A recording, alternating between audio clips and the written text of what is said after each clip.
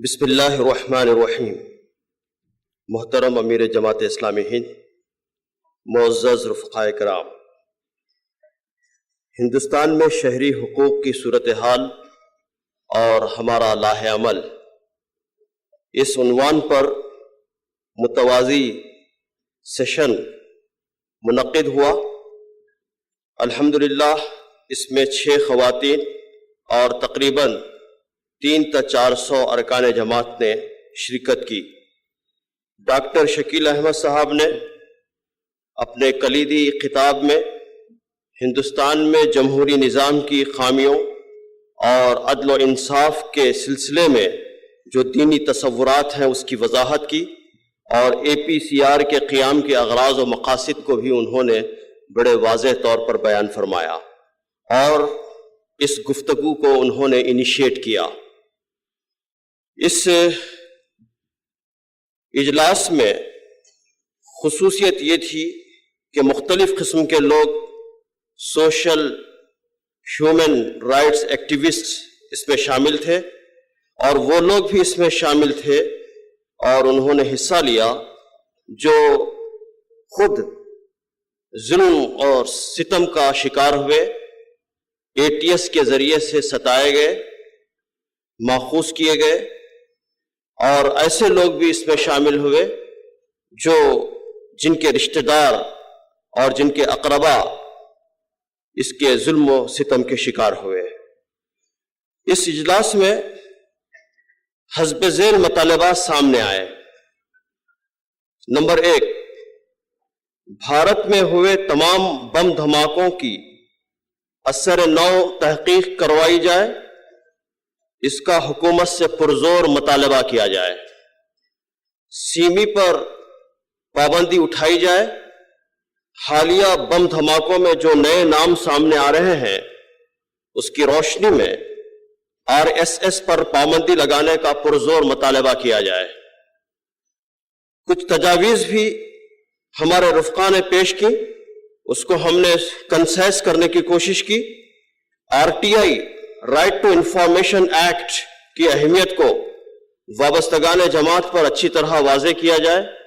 بڑے شہروں میں لیگل سیلز کا قیام عمل میں لایا جائے، فیملی کونسلنگ سینٹرز قائم ہوں، اور حقوق انسانی اور شہری حقوق کی پامالی کے تعلق سے جن کیسز کا کامیابی کے ساتھ حل کیا گیا اور نمائندگی کی گئی، ان کیسز پر مشتمل ایک کتابچہ شائع کیا جائے تاکہ لوگوں کو رہنمائی حاصل ہو سکے۔ سوشل ایکٹیوسٹ اور ہیومن ایکٹیوسٹ بعض شہروں میں فل ٹائم کام کرنے پر مامور کیے جائیں۔ اسی طرح حقوق انسانی کی بیداری کے لیے مساجد کو مرکز بنایا جائے، اور خطبات جمعہ کے ذریعے سے جو حقوق انسانی کے جو قوانین موجود ہیں اس کی وضاحت کی جائے۔ ان مسائل کے حل کے ضمن میں دلت طبقات، پسماندہ طبقات سے بھی تعاون دیا جائے، ان سے تعاون لیا جائے۔ مہاراشٹر کے سابق IGP جناب یسیم مشرف صاحب کی کتاب ہو کلڈ کرکرے، یہ تمام ارکان جماعت اس کا ضرور مطالعہ کرے۔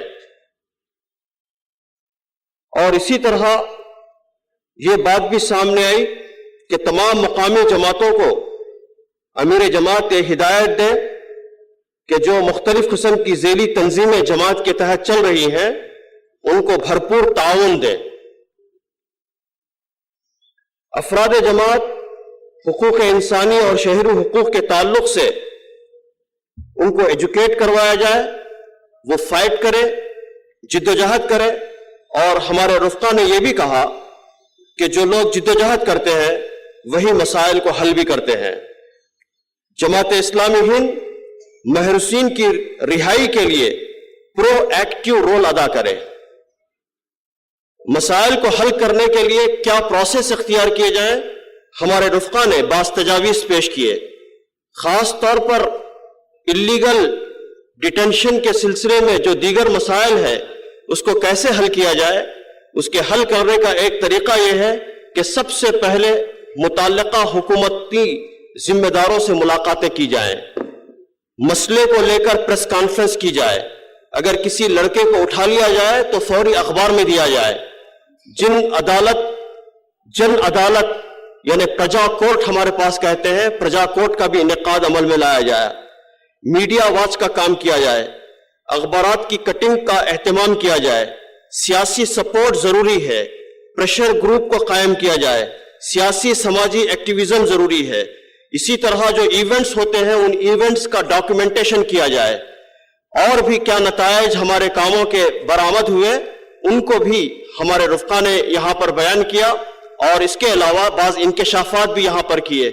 بتایا کہ ایم پی مدھیہ پردیش کی حکومت نے 59 پولیس آفیسران کو صرف اس لیے ایوارڈ دیا کہ انہوں نے سیمی کے نیٹ ورک کو تباہ کر دیا، اور مختلف قسم کے اور بھی باتیں ہمارے رفقا نے یہاں پر بیان فرمائی۔ بعد میں صدارتی خطاب ڈاکٹر انجینئر سلیم صاحب کا، محمد سلیم صاحب امیر حلقہ کا راجستھان کا ہوا، اور انہوں نے کہا کہ آج کا اجلاس صرف مسلمانوں کے حقوق کے لیے نہیں بلکہ ملک کے انسانوں کے بنیادی اور شہری حقوق کی صورتحال کے لیے ہے، اور انہوں نے یہ بھی کہا کہ ہمارے محرکات اور دیگر این جی اوز کے محرکات کے درمیان میں فرق ہے، اس طرح توازن باقی رکھتے ہوئے آئی ٹی آئی کا بھرپور استعمال کرنے کی انہوں نے تاکید کی، اور پھر اس موقع پر اللہ تعالیٰ سے مدد طلب کرنے کی بھی انہوں نے ہدایت دی۔ اس پر ہمارا بہت ظاہر ہے کہ 3 گھنٹے کی گفتگو اگر 5 منٹ میں بیان کی جائے تو جو کچھ بھی ہو سکتا ہے اس کو ہم نے یہاں پر احسن طریقے سے بیان کرنے کی پوری کوشش کی ہے۔ اللہ اس کو قبول فرمائے۔ وآخر دعوانا ان الحمد للہ رب العالمین۔